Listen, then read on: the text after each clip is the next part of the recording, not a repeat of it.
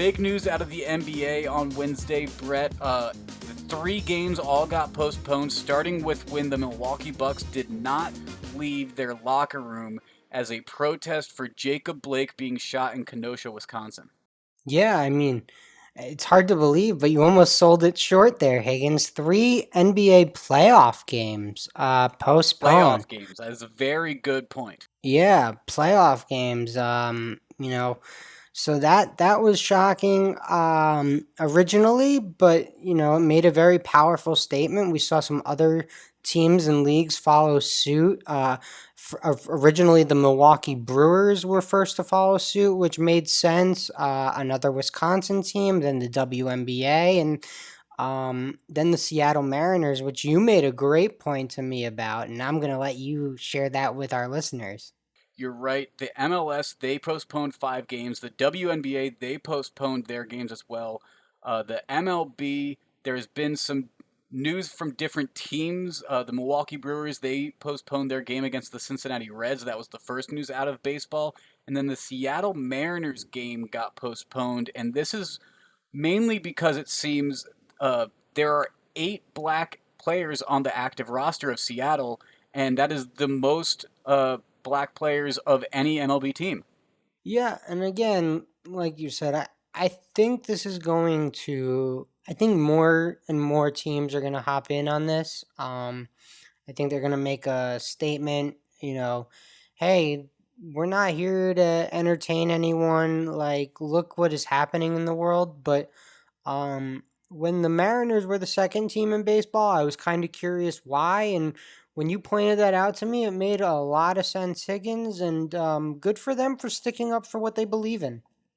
Yes, when the NBA decided to go about this bubble in Orlando, one of the major concerns that was brought up by players was, would this take away from the Black Lives Matter movement and from the protests that had resulted from George Floyd, Ahmaud Arbery, Breonna Taylor, and multiple other names that were gunned down as a form of police brutality or just in terms of systemic racism in general. And so Jacob Blake shot 7 times in the back by police officers from Kenosha, Wisconsin. The police officer's name was just released before we started recording on Wednesday night, Brett. And this presented an opportunity for the players in terms of following through with what they were saying before the bubble of, if they are going to have this platform, they want to still use it for social justice. And I'd argue that not playing utilizes this platform almost as much, if not more, as if they had just played and gone about their normal business.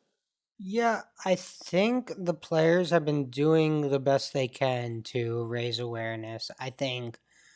I mean, Doc Rivers' statement the other night was incredible. I think the players have done a good job of, when in their interviews, answering questions, and instead of answering the questions, saying, you know, arrest the cops who have killed Breonna Taylor, do this, do that. And when those statements fall on deaf ears, you have to find a new way to make a statement. And the players did that today. And I just want to say really quickly that the WNBA players who showed up in that T-shirt, the T-shirts, the Washington Mystics, what a statement by them. That was beyond powerful. With the 7 bullet holes in the back of the shirt. I mean, if that doesn't speak to you, I don't know.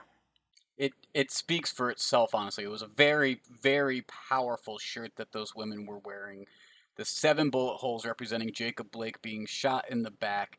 And the fact that this movement of players sitting out, the only other time that players sat out of an NBA basketball game was in 1961 during an exhibition game when Bill Russell and other players on the Celtics sat out in terms of racial inequality. That shows exactly where we are at, that 50, almost 60 years later, basically, they are still having these protests for racial equality. They are still having these protests against police brutality. And it even comes on the 4-year anniversary of when Colin Kaepernick first knelt on the 49ers sideline during the 2016 NFL preseason. That was August 26th, 2016, and we were recording this This happened in the NBA on August 26th, 2020. So 4 years since Kaepernick knelt, and it is amazing to see where this movement has grown to in terms of the 4 years since that happened. Yeah, I mean, I don't want to call it a coincidence, but what a coincidence that is. For this historic event to happen on the same day that Colin Kaepernick first knelt and really started this conversation amongst sports fans in America. Yes, from as you can tell from Brett and I talking about this, we support the players' decision to do this. The Next Best Bet podcast supports the decision to postpone those games on Wednesday and for the social justice movement that is going on that these players are in support of. And instead of hearing two white guys talk about this, it may be more beneficial to hear some of the other words. Brett, you mentioned Doc Rivers. He had some very powerful words on Tuesday. Chris Webber and Kenny Smith, they both said some very poignant things on Wednesday after the game was canceled. Kenny Smith walked off the set. That I've never seen something like that. That to me spoke volumes in a sense. And I would say instead of necessarily just hearing your favorite sports broadcasters or Brett or I or any of us really say it, find the perspective of what the players are saying. I mean, they'll all have microphones in front of them. They'll all have social media. They're using their voices to be heard. Listen to their perspectives and their experiences of what's going on. Yeah, definitely.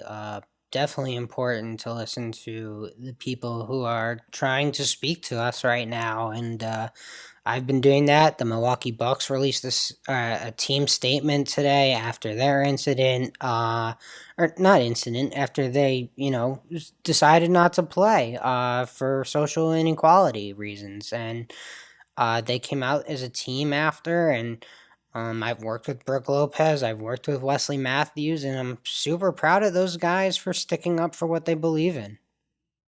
And Brett, there's a players meeting, team meetings that are going on throughout Wednesday night as the NBA decides the best course to go forward with for this. And as someone that has worked in the NBA, I'm wondering what are your expectations to hear from teams or from players in the next coming days regarding this? And are Wednesday night's postponements probably going to be the only ones we see?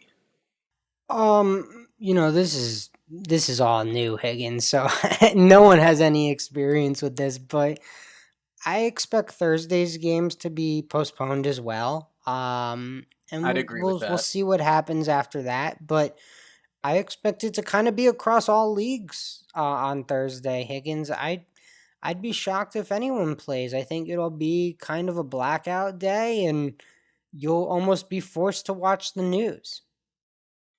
I think it is important to remember during times like this that sports are entertainment. They're a commodity. They are by no means a necessity. And as much as during this pandemic we love to have the escape that is sports, it is also very important to keep our grips on reality and not just get lost in the 3 hours of a baseball or basketball game that's going on and really focus on the matters that are important. So, like I said, find some people that you see talking about this that are either players, coaches, or analysts, maybe, and go from that. I agree. I think Thursday's games will probably be postponed. I wouldn't be surprised if games are postponed until at least Saturday. There's even some talks of maybe canceling the playoffs altogether because I've seen some whispers of players saying they want to go join the protests and leave the bubble, and these are playoff teams that are doing well right now, so that's a big statement. Yeah, I don't want to speculate too much on what will happen. I don't think the playoffs will just end, but anything is possible right now. We are staying away from the lines in this episode because there is so much uncertainty, and There's just obvious. no confidence in Thursday's games. Yeah, there's no reason to go into that, but we know a bunch of you guys have some fantasy drafts coming up. Higgins and I have some fantasy drafts coming up. So we do want to talk a little NFL. Obviously, this is not as important as what we discussed at the top of the show, which is why that is the bulk of the show and why that led off the show. But